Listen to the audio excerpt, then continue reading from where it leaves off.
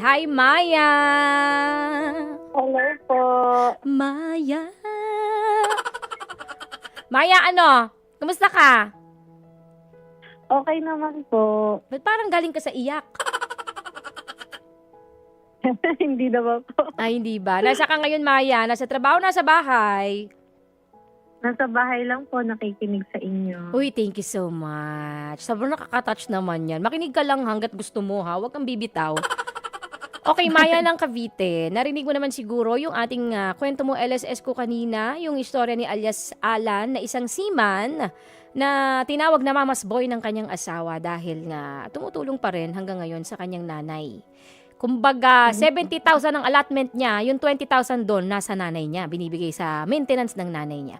Anong masasabi mo dito sa kwentong ito ni Alan? Anong talakhanas kuda mo? Go, real talk ka na.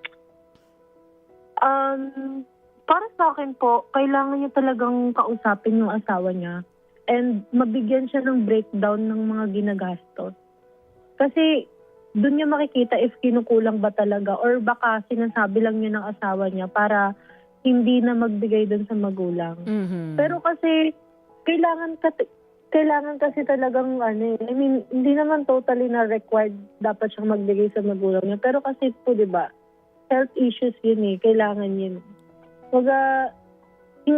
Lalo mas malaki pa yung nabibigay niya para sa asawa niya. Parang okay lang naman na magbigay kasi nanay mo yun eh. Tama. Saka pang-maintenance naman, hindi naman pang-luho. Hindi naman papagawa ng bahay.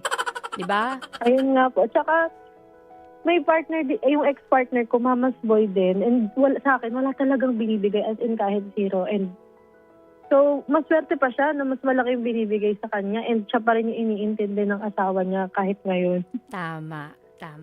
Tama yung sinabi mo, di ba ito nabanggit ko rin kanina, yung yung transparency.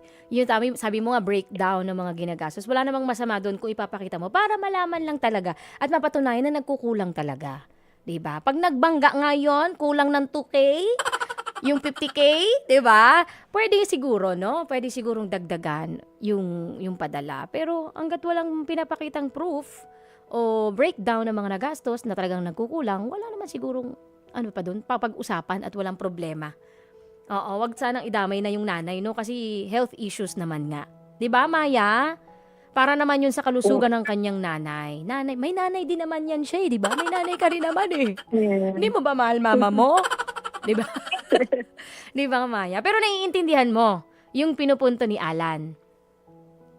Yes po. And para kay Alan naman din po, yung pagkakaroon niya ng sariling bank account, dapat hindi po niya nilihim kay sa misis niya. Kasi, siyempre, nasa barko po siya, MC man. Siyempre, baka isipin nun, baka may pinagagastosan tong iba bukod sa akin. Tama. So, dapat naging transparent din siya.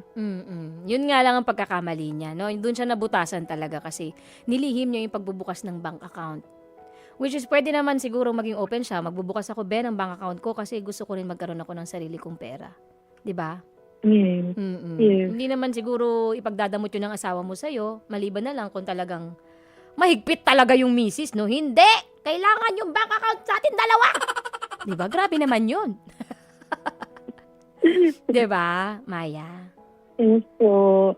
Okay. Well, meron ka ba ibang sasabihin? May iba ka ba bang talak? Wala na po. Okay. Yun lang po yung advice ko. Maraming salamat, Maya ng Cavite. Mga kapatid, patuloy po kayong tumutok sa 105.9 True FM para sa totoong balita, impormasyon, music, and entertainment.